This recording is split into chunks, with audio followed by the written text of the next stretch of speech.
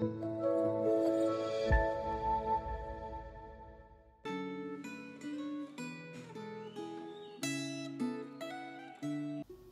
Bapak Ibu Saudara-saudara yang dikasihi oleh Tuhan. Senang sekali kita boleh berjumpa kembali dalam renungan Gema hari ini. Saya terus berdoa kiranya kita semakin diberikan satu sukacita yang besar ketika kita boleh membaca dan merenungkan firman Tuhan, serta menghidupi firman itu di dalam kehidupan kita setiap harinya. Mari kita berdoa terlebih dahulu sebelum kita membaca dan merenungkan firman Tuhan. Mari kita berdoa. Bapa dalam surga, kami bersyukur kepadamu untuk cinta kasih yang Engkau limpahkan kepada kami. Betapa besarnya ya Tuhan, Engkau mengasihi kami dan Engkau melindungi kami. Dalam segala kesibukan kami, bahkan segala aktivitas yang kami kerjakan, Engkau tetap menuntun dan menyertai kami. Dan di dalam kesempatan ini, kami boleh bersama-sama berdiam diri sejenak. Kami mau membaca dan merenungkan firman-Mu.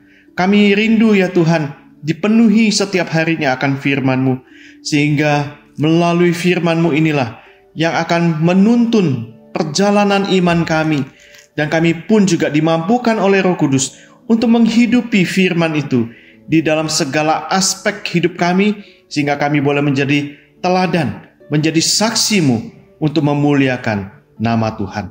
Terima kasih ya Tuhan, kami serahkan perenungan kami pada hari ini ke dalam tangan-Mu. Di dalam nama Tuhan Yesus, kami berdoa dan mengucap syukur. Amin.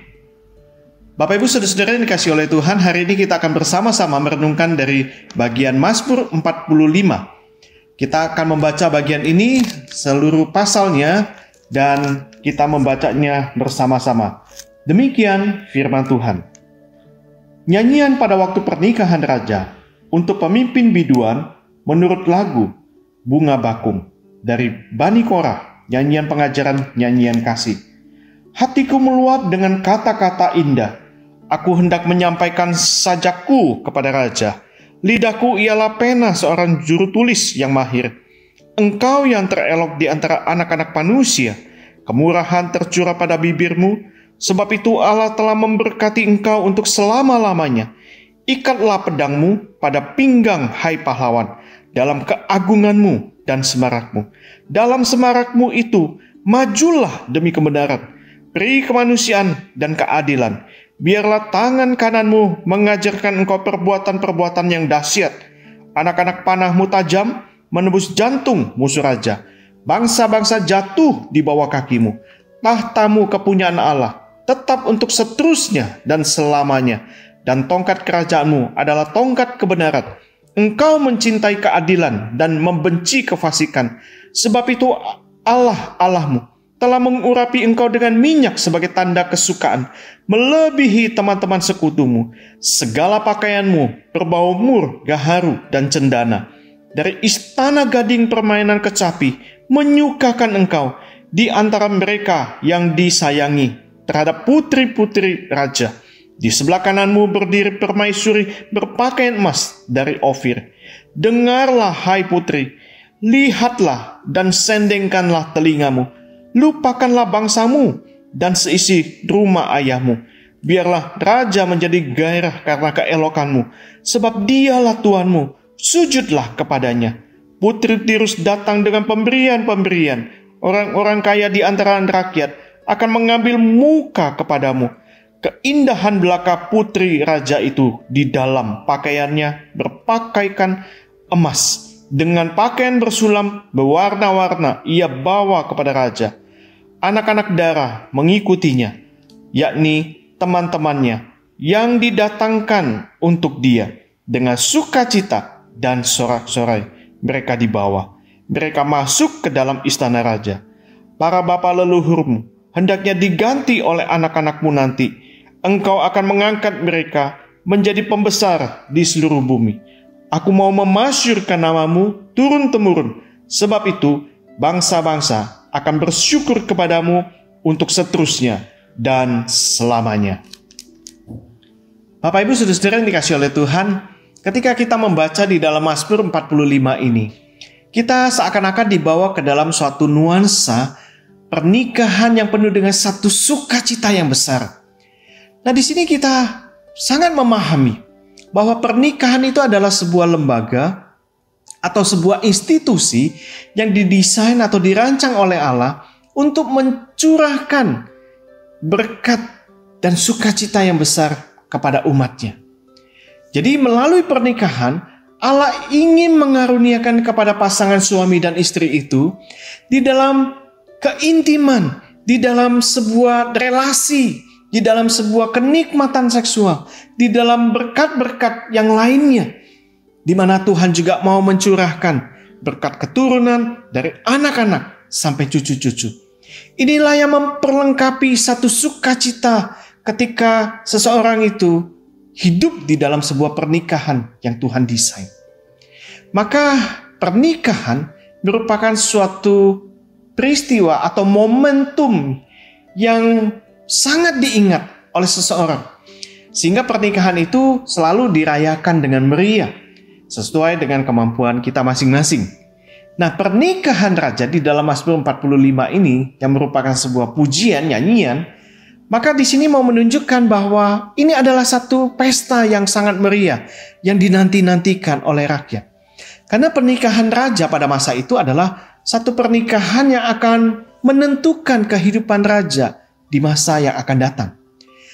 Jadi, jikalau seorang raja itu menikah dengan wanita yang saleh, maka dapat dipastikan bahwa kehidupan raja tersebut dia akan hidup di dalam kesalehan.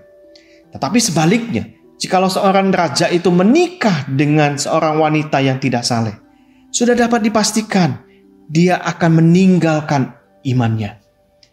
Nah, hal ini terjadi pada kasus Raja Salomo, di mana ketika Raja Salomo menikah dengan wanita yang tidak seiman, yang menyembah berhala, maka Salomo terjerumus di dalam penyembahan berhala. Maka di dalam Mazmur ini, Mazmur yang kita baca ini, merupakan satu Mazmur yang dinyanyikan saat pernikahan raja. Meskipun dipersembahkan kepada raja, namun Mazmur ini tidak hanya memuji kepada raja saja, tetapi Mazmur ini juga adalah Mazmur untuk puji-pujian sebagai satu syukur kepada Allah yang merupakan sumber karunia di dalam kehidupan raja, baik itu di Israel maupun juga di Yehuda. Maka dengan kata lain, raja tidak bisa menjadi sedemikian agung dan semarak tanpa Tuhan. Oleh sebab itu, Bapak Ibu Saudara-saudara yang dikasihi oleh Tuhan, ketika kita membaca Mazmur ini, khususnya di dalam ayat yang ketiga dan ayat yang ke-8, maka di situ kita sungguh dapat memperhatikan bahwa ayat yang ketiga dan ayat yang ke-8 itu berisi sebuah pujian kepada raja yang merupakan mempelai laki-laki. Di ayat 3 di sana disebutkan bahwa raja itu dipuji sebagai orang yang paling tampan. Ini adalah satu pujian yang begitu luar biasa. Dia adalah seorang yang paling tampan dengan kemurahan bibirnya. Dan kemudian pemazmur itu mengatakan, sebab itu Allah telah memberkati engkau untuk selama-lamanya. Dan disambung di dalam ayat yang ke-7, di mana pemazmur mengatakan bahwa tahta raja itu adalah kepunyaan Allah, milik Allah, untuk seterusnya dan selama-lamanya. Jadi ini adalah sebuah komparasi. Pujian yang mengagungkan raja, tetapi sekaligus mengagungkan Tuhan yang empunya sumber karunia. Jadi tahta dan kekuasaan itu bukan milik raja, melainkan milik Allah. Seorang raja dipercayakan untuk duduk di tahta sebagai perpanjangan tangan Allah bagi umat pilihannya. Oleh sebab itu kita melihat kelanjutannya, yaitu di dalam ayatnya yang ke-8, maka pemazmur mengatakan bahwa Allah mengurapi raja dengan minyak, dengan sukacita yang melebihi teman-teman sejawatnya. Jadi kita melihat bahwa ada sumber yang paling utama di mana Tuhan yang memberkati, yang mengurapi raja, yang jauh melebihi daripada teman atau sahabat. Maka jelaslah bahwa ketika raja itu memperoleh tahta, kekuasaan, dan semua yang baik dan kemewahan itu, semuanya berasal dari tangan Allah. Bapak Ibu Saudara-saudara yang dikasihi oleh Tuhan, di dalam ayat yang ketiga dan ayat yang ke-8 yang dipuji oleh pemazmur itu adalah sebuah kebajikan raja.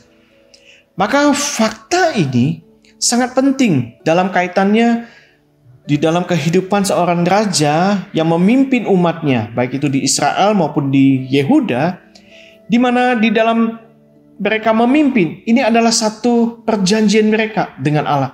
Raja harus memiliki hidup yang saleh untuk melahirkan satu sifat-sifat yang bajik di dalam dirinya, sehingga rakyat itu mengikuti teladan raja, sehingga mereka pun juga adalah orang-orang yang nantinya hidup di dalam kesalehan dan kebajikan. Beberapa kebajikan yang disebutkan di dalam pemazmur ini, khususnya di dalam ayat yang ketiga dan ayat yang ke-8, itu adalah kemurahan, kebenaran, peri kemanusiaan, dan juga keadilan. Nah, sifat-sifat inilah yang membuat seorang raja itu menjadi mulia di mata Allah dan juga manusia. Nah, pertanyaannya bagi kita ketika kita merenungkan Mazmur 45 ini, apakah kita menyadari bahwa Allah itu adalah sumber segala karunia dalam hidup kita? Dan yang kedua, apakah kita menyadari bahwa hal-hal yang baik yang menghampiri hidup kita, semuanya itu juga berasal daripada Allah, bukan karena kemampuan dan kehebatan kita?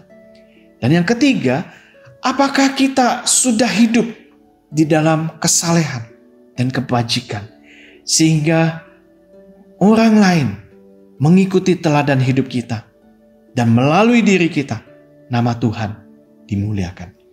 Kiranya firman Tuhan hari ini boleh meneguhkan setiap kita. Tuhan memberkati. Mari kita berdoa bersama-sama. Bapa dalam surga, kami bersyukur untuk firman-Mu yang boleh memberkati kami dan juga mengingatkan kami.